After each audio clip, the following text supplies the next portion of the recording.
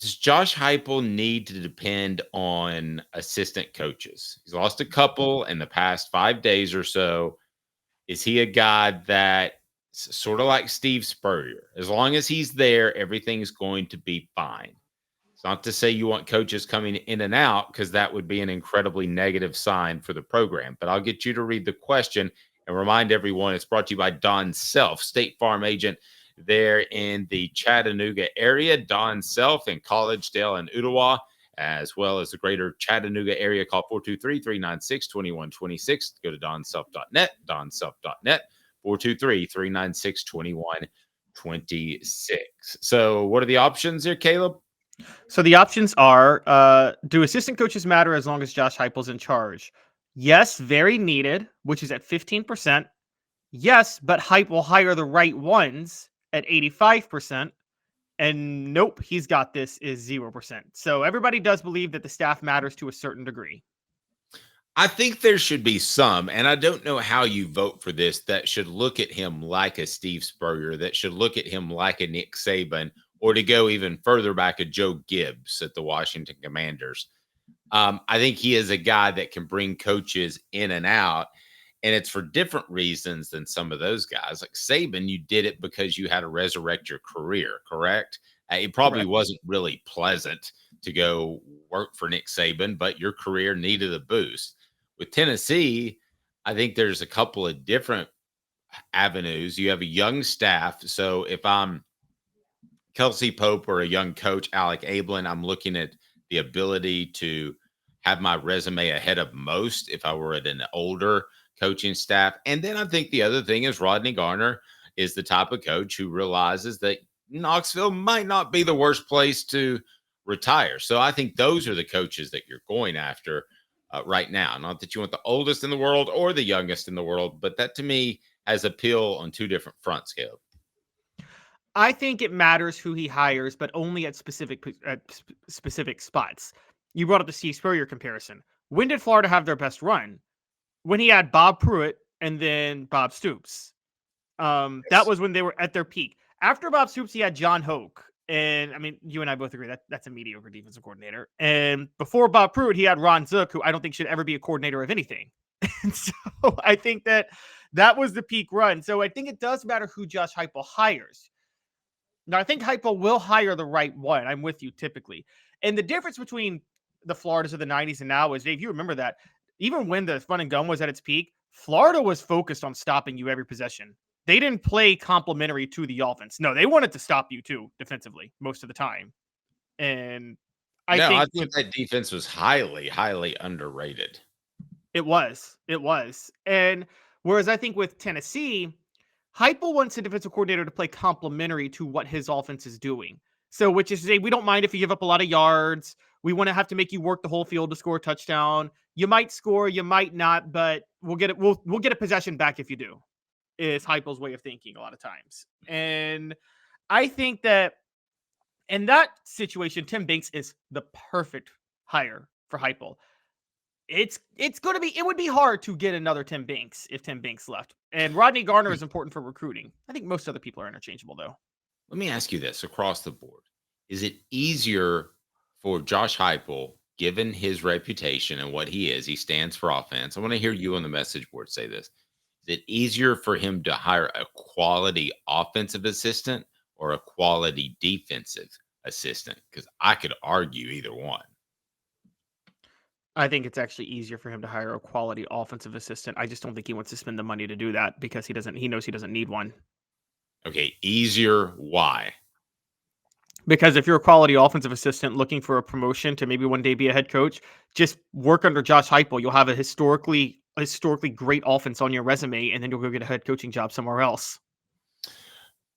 Okay, flip side on concern. If I'm a coach if I was a coach hired instead of Alec Ablin, okay, that came in, had no idea of how this offense worked, I would be really worried that I would be on the outside looking in. And I think that's happened before. It happened with Chuck Smith on the defensive side of the ball. He was just kind of one of the dudes. It happened with Gus Malzahn, who they called high school back in Houston Nutt staff. So you can get ostracized. That's what would scare me about getting ostracized. If I don't understand this offense immediately, that would be a concern. On the defensive side, I got to do what Tim Banks tells me to do, and that seems a little bit more simple than being on the offensive side. I actually think it would, in a lot of ways, be easier. And I didn't think this when he was originally hired, for Josh Heupel to hire a great defensive coach as opposed to an offensive coach. Rob agrees with me. Defense, am I crazy, guys, on the message board? Well, I guess we're talking two different things because you're not talking coordinators. You're actually talking staff members on the staff. And I think position coaches. And I think you're probably right with that. Well, your coordinator on the offensive side is an assistant coach. I mean, it may say coordinator. At least on my side, when I offer, I can say you are the head coach of the defense. On your side, if you offer offensive coordinator, Josh Heupel is going to go, it's still me, dude. Yeah, he is. He is. I mean, Which, by the way, I actually have more to offer than you do in this scenario. very similar to remember when Lane Kiffin hired Jim Chaney as offensive coordinator? And that was Lane Kiffin was running the offense, wasn't he, Dave? More than Jim Chaney? Did Jim Chaney ever call a play? He may have called the play. That to me, though, doesn't define you as a coordinator. And I think that Lane was incredibly comfortable with him calling plays if that needed to be the case. Okay. So I would say hiring a defensive coordinator is the hardest thing to hire because look, if you're an aspiring defensive coordinator, I got to be honest, coaching opposite Heupel's offense is just it's going to hurt you trying to get a head coaching job down the road. It's very similar, by the way, to like we talked about earlier back in the late 2000s, trying to be an offensive coordinator for Nick Saban. Now, Jim McElwain got a job. He shouldn't have. He's terrible, but he got one. But, typically like these, it's one thing to want to be great on one side and hire somebody else to be great on the other side. They don't want somebody to be great on the other side. Josh Heupel doesn't want a coordinator who's going to be great and shut everybody down on defense. He wants a coordinator who's going to be complementary to what he's doing offensively, which is a huge difference between the two.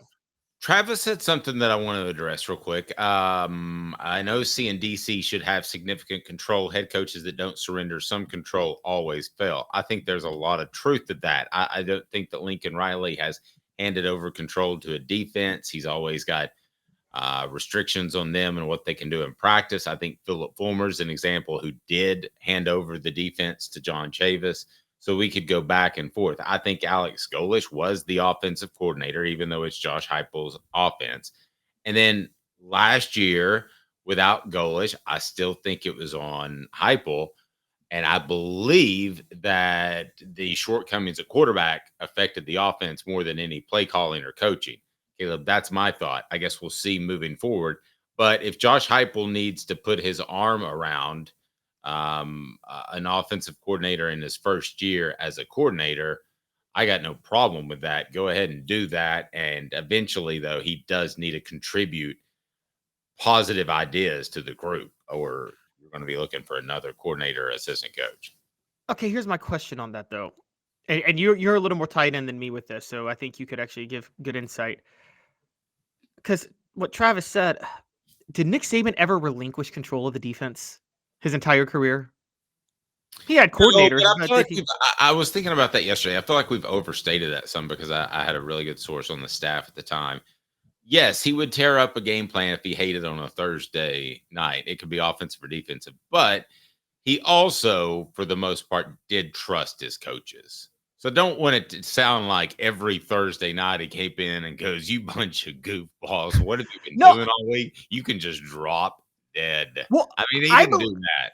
I believe he trusted his offensive coaches, but I never felt Kirby Smart was alone running the defense. I felt like Kirby Smart and Nick Saban ran it together, didn't they? Or Jimmy Pruitt and Nick Saban ran it together, like they kind of co-led the defense, didn't they? Throughout Nick Saban's tenure. Yeah. And so that's where I'm thinking, okay, so now I will say this. You're right. With Josh Heupel and Alex Golesh, they probably co-led the offense. Now, maybe this is a concern. I don't believe Joey Halzle's co-leading the offense with Josh Heupel. Josh Heupel's leading the offense, and he's telling Halzle, go coach the quarterbacks.